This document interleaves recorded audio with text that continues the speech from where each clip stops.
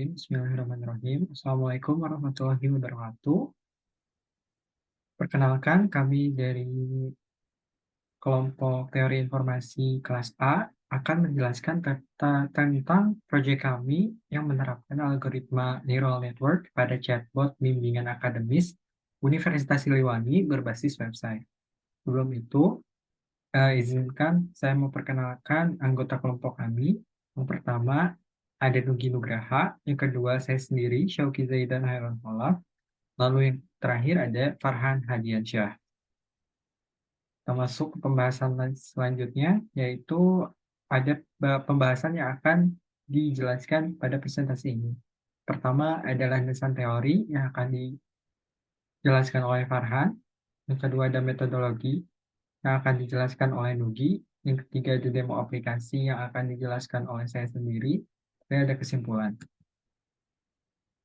Kita masuk ke pembahasan landasan teori yang akan dijelaskan oleh Saudara Farhan. Kepadanya saya persilahkan. Baik, terima kasih moderator.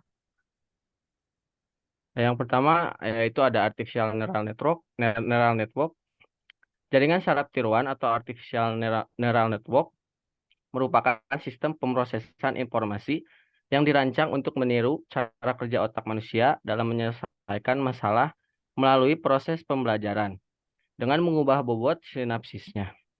Model ini terinspirasi oleh kemampuan otak manusia dalam mengorganisir sel-sel penyusun atau neuron, sehingga memungkinkannya untuk menjalankan tugas-tugas tertentu, terutama dalam pengenalan pola dengan efektivitas jaringan yang optimal. Next.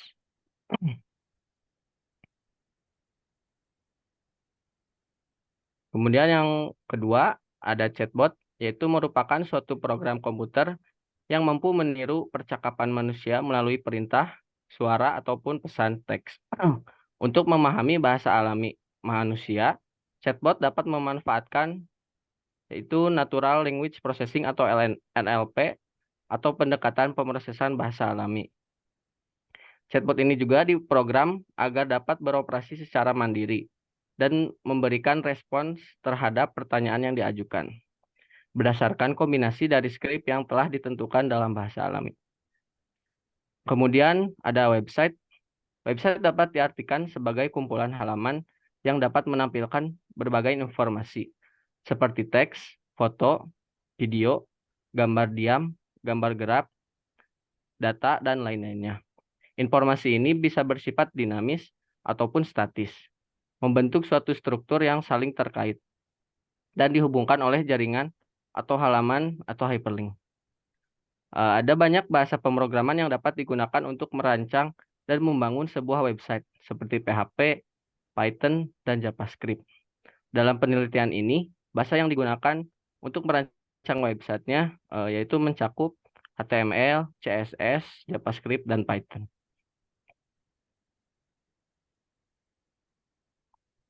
Mungkin dari saya sekian, saya kembalikan ke moderator. Terima kasih. Terima kasih Saudara Farhan yang sudah menjelaskan terkait landasan teori penelitian atau proyek kami. Yang kedua ada metodologi yang akan dijelaskan oleh Saudara Nugi Nugraha. Kepadanya dipersilakan. Baik, terima kasih kepada moderator.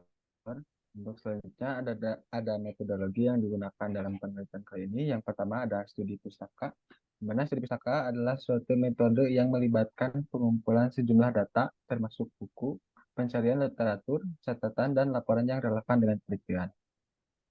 Proses studi pustaka ini juga merupakan cara untuk mengumpulkan informasi yang diperlukan dalam suatu kajian. Lalu data yang diperoleh melalui studi pustaka ini kemudian akan dicantumkan oleh penulis dalam karya ilmiah. Next.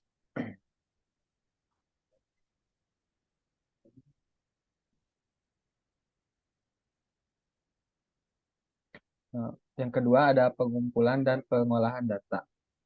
Dalam pengumpulan-pengolahan data ada 4 cara yang kami lakukan. Yang pertama ada pengumpulan dataset, di mana dalam pengumpulan dataset ini kami melakukan wawancara kepada mahasiswa aktif di Universitas Siliwangi. Kita menggunakan penulisan KBBI. Kemudian yang ketiga pre-processing, di mana pre-processing ini seperti kayak langkah-langkah yang akan dilakukan pada chatbotnya nanti. Yang keempat ada perancangan sistem, di mana pada perancangan sistem ini kami memfokuskan kepada interface dari website yang akan kami buat. Mungkin cukup sekian yang dapat saya sampaikan. Selebihnya saya kembalikan kepada. Terima kasih Saudara Nugi Nugraha yang telah menjelaskan metodologi proyek kami. Yang ketiga adalah demo aplikasi. Baik, kita mulai dari melihat kodenya terlebih dahulu. Di sini, library Python yang kita gunakan meliputi Flash, NLTK, NumPy, TensorFlow, dan Keras. TensorFlow sangat penting untuk aplikasi neural network kami. Kedua, kami menggunakan Flex untuk mengintegrasikan Python dan UI HTML kami. Di sini, banyak sekali tag atau intents pola pertanyaan serta jawaban data yang telah kami dapatkan dari wawancara sebelumnya. Di sini banyak sekali tag dan patterns yang bisa teman-teman atau rekan-rekan lihat untuk nantinya kita latih sebagai model dari chatbot ini. Lalu ketika sudah nantinya kita masuk ke terminal, lalu kita run aplikasi ini dengan komen python 3 app.py. Bisa dilihat di sini agak lama karena Python atau TensorFlow nantinya akan memproses model dan melatihnya dengan selama 200 kali, seperti yang bisa rekan-rekan lihat di sini.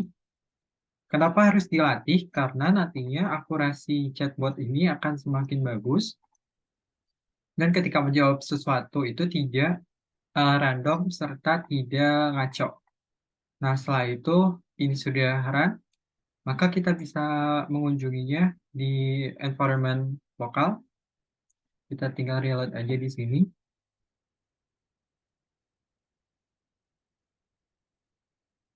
Maka akan muncul tampilan awal ini.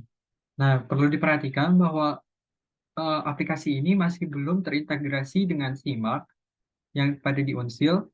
Jadi kita menggunakan data statis atau data yang tersedia, yaitu data saya sendiri sebagai anggota kelompok ini. Bisa dilihat ini data saya, Syaufi Zaidan. Lalu ketika kita misalnya bertanya mulai dengan pesan hai, maka nantinya betul. Maka nantinya ketika ini tidak ada, tidak dilatih, maka akan undefined. Tapi ketika kita sudah melatih seperti bimbingan akademis, nantinya akan muncul seperti ini. Jadi ketika misalnya pengguna baru tidak tahu apa yang harus dikirimkan, cukup klik button ini, maka nanti muncul respon dari si silly chat ini atau robot chatbot. Nantinya robot chatbot ini akan mengetahui semua data nilai terkait kamu. Bahkan bisa meminta rekomendasi sama saran dan belajar. Mungkin seperti Google atau ChatGPT, tapi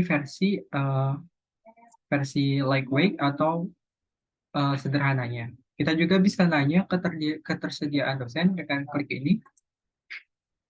Maka nanti ketika kita mengirim kapan saya bisa bertemu dengan dosen, maka di sini kan nama dosen.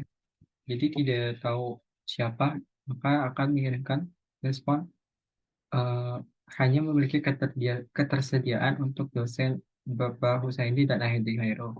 Karena bisa kita lihat di sini kita tidak melatih dosen lain selain dosen Pak Husain sama dosen Adi Hairul. Kita juga bisa mengirim pertanyaan yang beda. Nah, ketika kita pencet ini, pasti pertanyaan yang muncul itu random. Bagaimana jadwal keterbiasaan dosen? Maka ini akan menampilkan jadwal dosen yang tersedia. Kita juga bisa membuat atau mengirim pertanyaan random dengan klik ini. Nah, jadi ini akan memunculkan semua pertanyaan yang ada di intens ini. Sebagai contoh, ketika kita mengirim bagaimana cuaca hari ini, maka